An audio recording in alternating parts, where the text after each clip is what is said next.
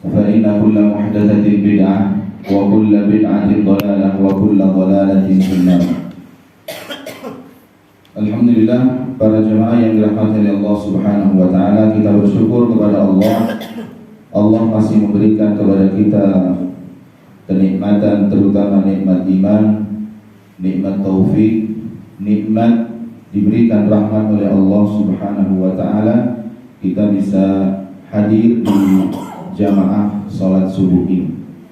Salawat dan salam semoga senantiasa terlimpahkan pada Nabi Muhammad sallallahu alaihi wasallam, Nabi terakhir yang diutus oleh Allah Subhanahu wa taala, yang ucapan beliau harus lebih kita dahulukan dibanding dengan akal kita, harus kita dahulukan dibanding perkataan seluruh manusia di muka bumi ini.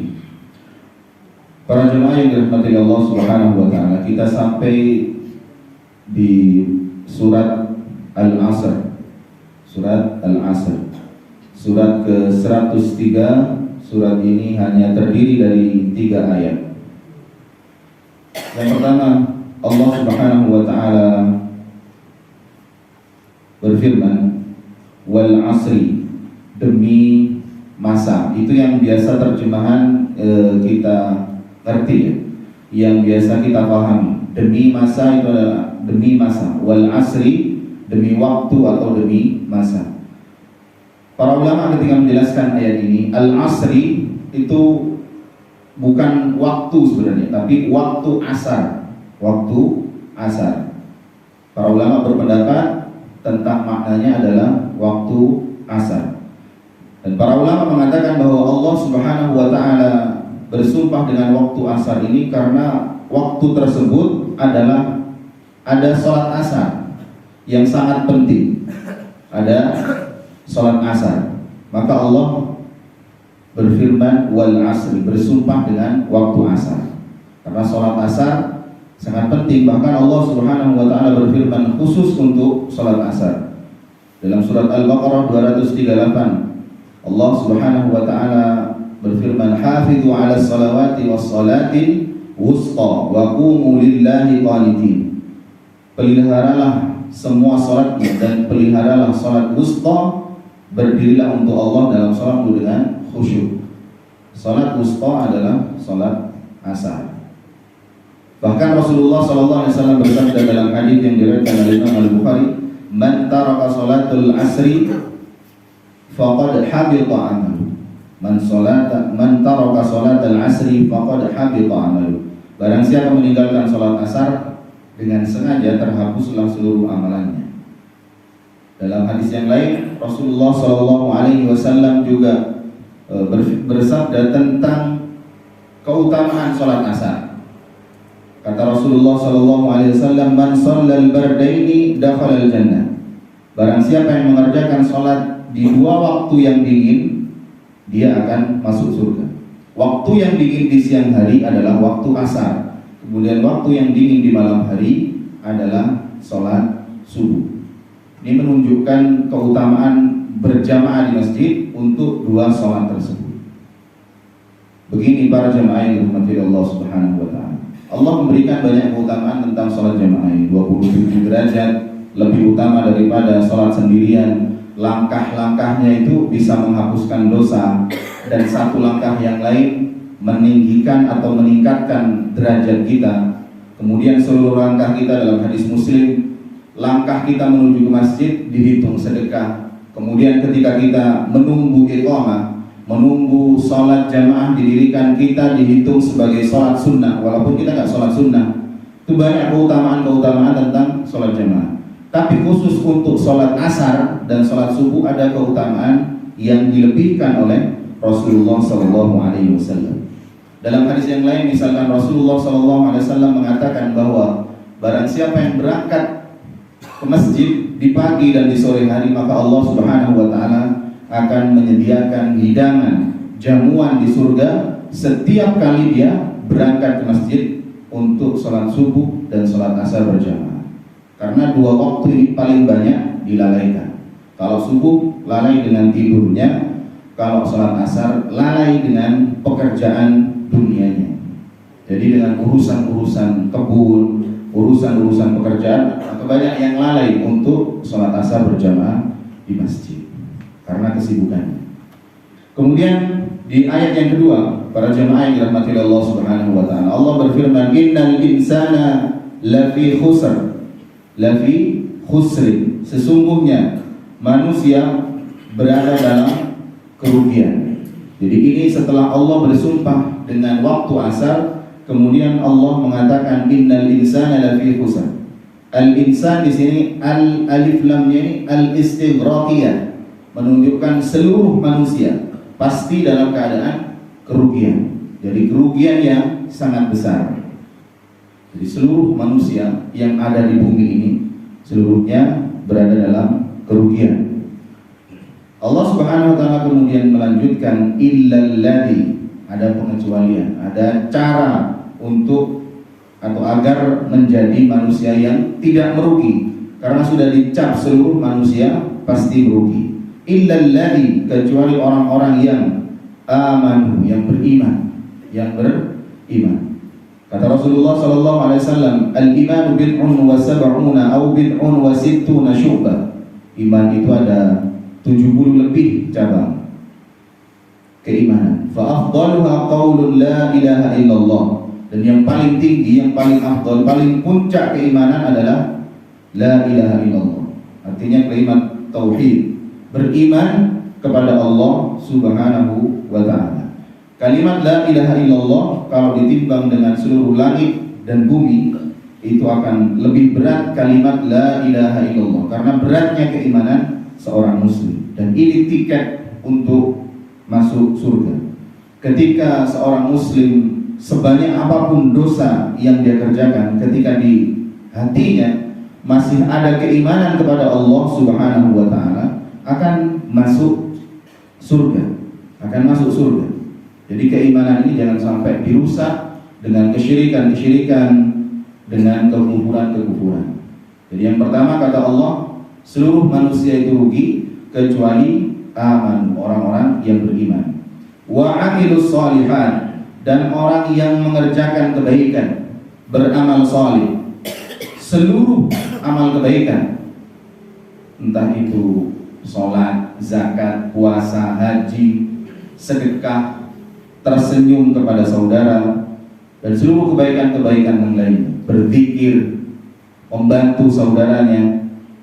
Bahkan di dalam Riyadhus Shalihin itu dijelaskan dalam bab yang ke-13 insyaallah, banyaknya jalan menuju kepada kebaikan. Artinya banyak kebaikan-kebaikan, amal salih yang bisa kita kerjakan.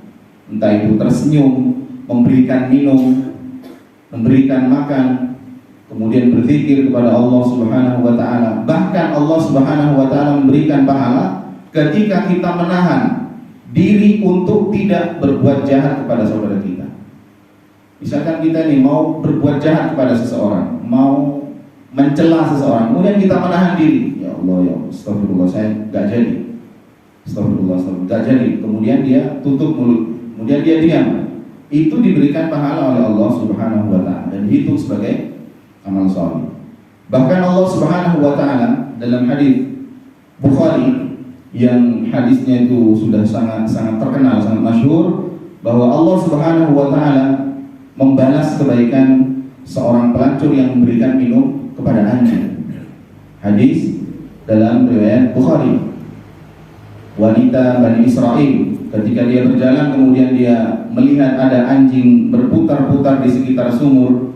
Dan di hadis yang lain dikatakan bahwa ada anjing yang menjilat-jilat tanah karena sangat kehausan. Sudah sangat kehausan, di padang pasir, nggak ada air, kemudian ada sumur. Di sekitar sumur tersebut ada anjing yang berputar-putar karena kehausan. Maka pelacur ini memberikan minum kepada anjing tersebut. Kemudian fasakarallahu lah. Kemudian Allah Subhanahu wa taala memuji perbuatan pelacur tersebut. Kemudian Allah Subhanahu wa taala memberikan taufik, memberikan hidayah. Kemudian pelacur ini bertaubat kepada Allah Subhanahu wa taala, kemudian menjadi wanita salihah. Kemudian Allah Subhanahu wa taala mengampuni seluruh dosanya dan masuk surga. Untuk berbuat baik, beramal salih, berbuat baik kepada hewan saja, Allah Subhanahu wa taala tetap memperhitungkan amalan. Apalagi berbuat baik kepada manusia. Bahkan Allah Subhanahu wa taala sebaliknya, berbuat jahat, berbuat zalim kepada hewan itu sudah bisa memasukkan seseorang kepada neraka, apalagi berbuat zalim, berbuat jahat kepada manusia. Bukankah Rasulullah SAW pernah menceritakan bahwa ada seorang wanita yang masuk neraka karena dia mengurung kucing. Kucing dikurung kemudian gak dikasih makan sampai mati. Maka dia diazab oleh Allah Subhanahu wa taala. Berbuat jahat kepada kucing mendapatkan balasan, apalagi berbuat jahat kepada manusia. Kemudian selanjutnya, kalau ingin menjadi orang yang tidak rugi, yang pertama tadi beriman, kemudian beramal saleh, seluruh amal kebaikan kita kerjakan. Kemudian wa tawasau bil haqqi, dan saling menasihati dalam kebenaran. Saling menasihati dalam kebenaran. Kemudian wa tawasau bis sabr, dan saling menasihati dalam kesabaran. Rasulullah SAW bersabda, "Man ra'a minkum munkaran falyughayyir bi yadihi, fa in lam yastati' fa bi lisanihi, fa in lam yastati' fa bi qalbihi, wa dzalika adhaful iman," atau kama qala. Jadi kata Nabi Muhammad SAW, barang siapa yang melihat kemungkaran maka hendaklah dia merubah dengan tangannya. Jika dia tidak mampu, rubahlah dengan lisan, dengan menasihati saudara-saudara kita ketika mereka berbuat salah, atau kita menasihati untuk menunjukkan kepada jalan yang benar, menunjukkan kepada kebaikan. Dan untuk menasihati ini butuh beberapa hal. Yang pertama, dia paham tentang ilmu syariat, kemudian dia tahu tipe orang yang dinasihati, kemudian mencari waktu yang tepat untuk menasihati, dan yang lainnya. Kalau kita tidak mencari cara yang baik, tidak tahu orang yang kita nasihati itu siapa, kemudian kita tidak tahu ilmu, tidak paham syariat, kemudian asal tegur saja, asal menasihati seseorang, maka nasihat tidak akan tersampaikan dengan baik. Bahkan bisa berbahaya untuk kehidupan kita kalau menasihati orang, kemudian orangnya ini nggak pas, kemudian kita bisa disiksa, dipukuli. Kemudian para jemaah yang dirahmati Allah Subhanahu wa taala, untuk nasihat dan menasihati ini cukup kita sebatas menasihati. Nanti hasilnya urusan Allah Subhanahu wa taala. Allah berfirman dalam surat Al-Ghasyiyah, dan kita sudah hafal ayat 21, "Fadzakir innama anta mudzakir, lasta 'alaihim bimusaitir." Kata Allah, berilah peringatan karena kalian sesungguhnya seorang pemberi peringatan dan kalian tidak berkuasa atas mereka. Kita menasihati seorang, ini nggak boleh, ini boleh, ini sunnah, ini bid'ah, ini yang dilarang, ini yang haram. Ini urusannya nanti Allah Subhanahu wa taala yang merubah orang tersebut. Kita urusannya cuma saling menasihati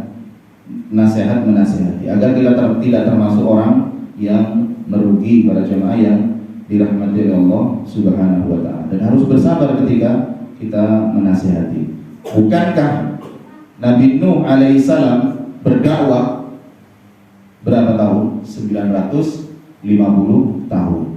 Itu anaknya aja nggak ikut dia, gitu. Nabi Nuh, anaknya itu nggak beriman kepada Allah Subhanahu wa taala.